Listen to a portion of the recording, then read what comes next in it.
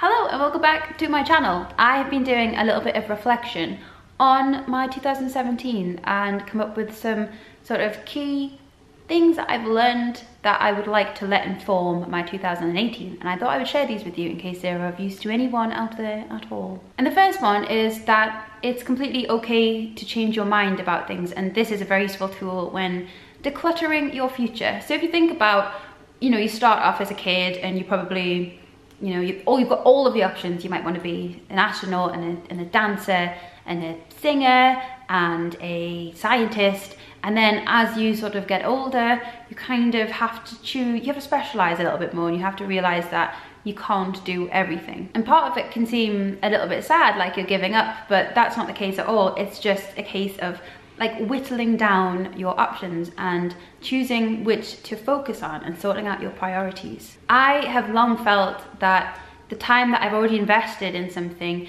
means that I ought to keep on investing time into it to justify the initial time invested, if that makes sense. But this isn't the case at all. You might spend 40 years of your life working on something and then realize that maybe it's not what you thought it was, or maybe you're not the person who you thought you were, and it's not right for you.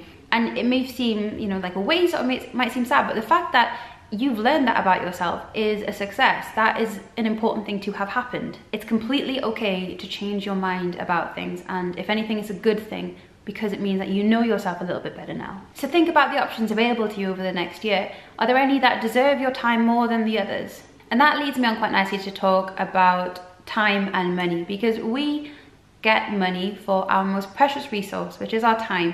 It's our most precious resource because we can't get that back. Once our time is gone, it is gone. There's no reclaiming that. And yet we spend our money on things that we don't need and our time on things that we don't really care about. Money is just a physical representation of how we've spent that time earning it. So we need to treat our time and the money that we've earned with our time with the same amount of respect. If you are in a position to, just take a moment to reassess whether or not your time and your money is spent on things that are aligned with your priorities. It's very easy to think that we should be earning as much money as possible, and we should be getting overtime, and we should be trying to collect money like money itself has value. But money only has the value that we put on it, and we need to start thinking of it in terms of the amount of time we spent earning it rather than the things we can buy with it. My next point is just to learn yourself, to learn who you are and what exactly it is that makes you you, because so much of who you are is environmental. It's your family, it's your friends, your colleagues, it's your work, where you grew up, where you live now. These are all things that are going to influence who you are as a person. But it's important to know which of those are completely organic, which are completely you, and decisions that you have made and things that you've thought through and just come to your conclusions about, and things which are things that may have been put on you because you've accepted that they're the norm. And also, I found that the more that I've gotten to know myself, the happier I am with who I am. I think previously I was quite bothered about what I should be and what my future should look like, and now I don't really care about that as much. The best way to get to know yourself would probably be just to spend time by yourself, and also to put yourself in unfamiliar situations so you can learn how you would react to specific things. My last point is definitely the most important, and it is one that is born out of a philosophy called Stoicism, and I've talked about this a couple of times, but it is that important that I'm going to keep on talking about it, and that is to remember there are two things in this world. There are things that you can't change, and there are things that you can change. We spend so much time just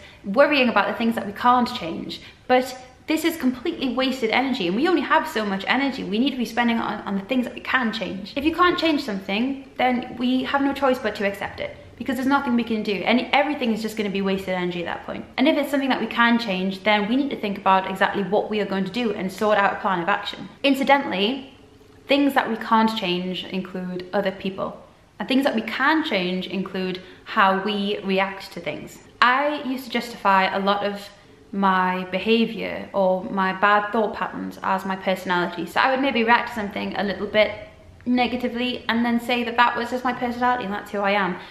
This past year, I've learned that that's definitely not the case. It is very, very important, and it's something to practice, but being able to control how you actually react to things, because it will affect your chemical levels, your hormonal levels as well. I hardly ever get angry anymore, but there were times when I would, and I would you know, it was almost like sheer frustration and not knowing what to do with all this feeling that I had. And now it's not a case of controlling my feelings, but it's a case of understanding that, you know, I can't do anything about this. So all that I'm doing here, all of this energy is just completely wasted. And I could be firing that at something that could change and something that could, you know, improve my future for the better. So I guess to conclude that particular point, try not to justify bad thought patterns as your personality, because it is a choice. It's a choice that you've had to make. You have chosen to react to this thing in a negative way, and sometimes it won't feel like it. Sometimes it will feel like every single part of you is, you know, forcing you to act in that certain way.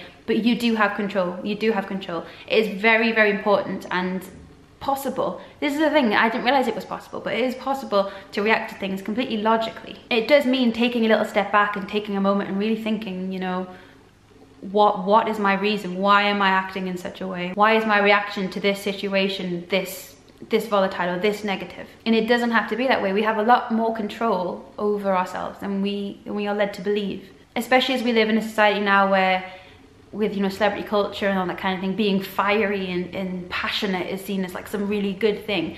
But, you know, control and being able to speak your mind eloquently, these are all things that are kind of falling behind a little bit, but they're so important if we're trying to live a really, you know, happy life where we are trying to make the best for other people in our lives as well. So I feel like I rambled quite a lot in this video, but I hope there's something of use in there anyway, and I hope you enjoyed that video. And just want to wish everyone a happy new year, and I hope you, if you're doing any celebrations tonight, I hope that you have all the best times and you enjoy yourselves, and I will see you in the new year. Have a lovely night. See you later. Bye.